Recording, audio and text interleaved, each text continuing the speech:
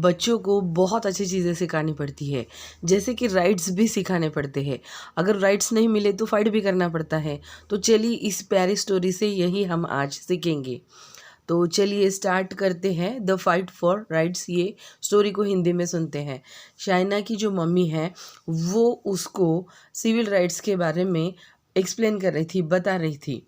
और तब वो बोल रही थी कि ये पहले साउथर्न स्टेट ऑफ यूएसए में 1960 के टाइम में ये बिल्कुल बहुत हार्ड हो चुका था, क्योंकि अफ्रीकन जो अमेरिकन लोग हैं उन्हें बिल्कुल भी नहीं दिए जाते थे सारे के सारे। इवन वो उस फाउंटेन से पानी भी नहीं पी सकते थे जहाँ से वाइट लोग। तो शायना बोलती ये कैसे पॉसिबल हो सकता है।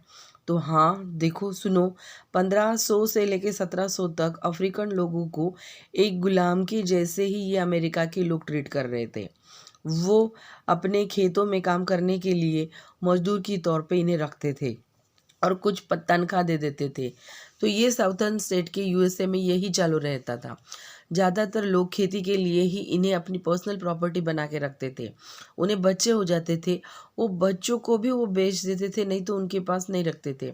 तो ऐसी सारी चीज़ें हो रही थी। पर 1800 के तब सिविल वॉर हो गया और तभी अब्राहम लिंकन जो थे ये पहले विनर हो गए थे 1865 में। और धीरे धीरे चेंजेस होने लगा।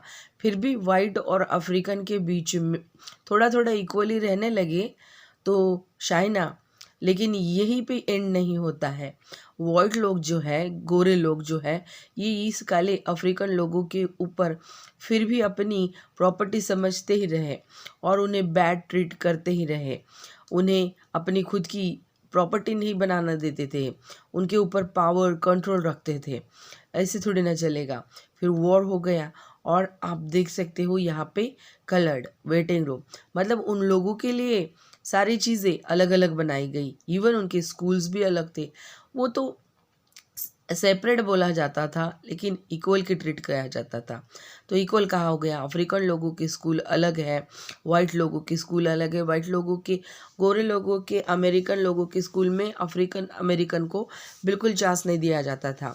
और जो अफ्रीकन स्कूल है वहाँ का फर्नीचर अच्छा नहीं था, टीचर्स अच्छे नहीं थे, ऐसे चालू था। इवन कुछ कुछ रेस्टोरेंट में भी लिखा जाता था कि गोरे अमेरिका वाले ही चलेंगे, काले वाले नहीं चलेंगे। मूवीज़, थिएटर्स, रेस्टोरेंट्स, होटल्स, सारी चीज़ें कलर, अपने जो स्किन कलर है इसके ऊपर ही ट्रीट की जा रही थी। ओह, शाइना बोलती है ये तो बहुत गलत है, फिर चेंजेस कब आए।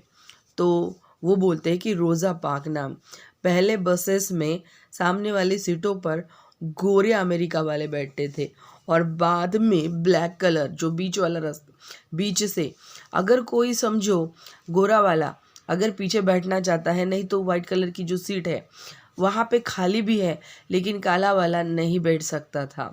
तो एक दिन ऐसे ही हो गया था। रोज़ा पार्क 1 दिसंबर 1955 को 42 ईयर्स की अमेरिकन ओल्ड जो है काली औरत, वो उसको बहुत थकावट हो गई थी और वो गोरो लोगों की सीट पे बैठ गई। और तभी से उसको अरेस्ट किया गया और उसके साथ वो सेक्रेटरी थी। तो national association of advancement of colour people की एसोसिएशन थी। ये मामला बहुत चला, पेपर्स में, रेडियो पे, हर बार, हर जगह पे। तो अफ्रीकन लोगों ने, जो काले लोग हैं, उन्होंने क्या किया, उन्होंने उस बस को बाइकआउट कर दिया, वो बस में ही नहीं चढ़े और बहुत घाटा हुआ। तो शाइना पूछती फिर, अरे ये स्ट्रगल बहुत दूर तक चली, मम्मी उसे बताती है। बहुत सालों तक लोग बस में नहीं चढ़े और बस का जो मतलब धंधा था वो लॉस में गया। अब धीरे धीरे डॉक्टर मार्टिन लूथर किंग जो है ये भी इसमें ज्वाइन हो गए। बहुत पब्लिसिटी मिली बहुत लोगों को। अब लोगों को ये पता चलने लगा था कि ये काला और गोरा जो है ये बिल्कुल अलग अलग ऐसे ट्रीट नहीं किया जाएगा। और फिर उन्होंने मोर्चे निकाले, सिविल राइट्स के मोमेंट्स निकाले और वहाँ पे उन्होंने बोल दिया कि वाइट भी है और ब्लैक भी है, वो इक्वल है, why don't you give us the freedom.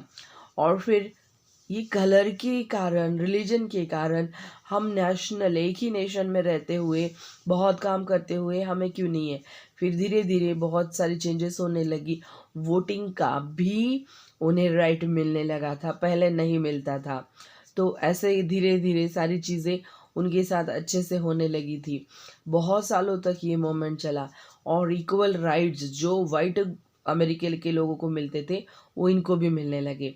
तो शायद से आप लोगों को राइट के बारे में अब ये वीडियो पसंद आया होगा, तो लाइक कीजिए, शेयर कीजिए, सब्सक्राइब कीजिए और ऐसे ही देखते रहिए हमारे चैनल को। धन्यवाद।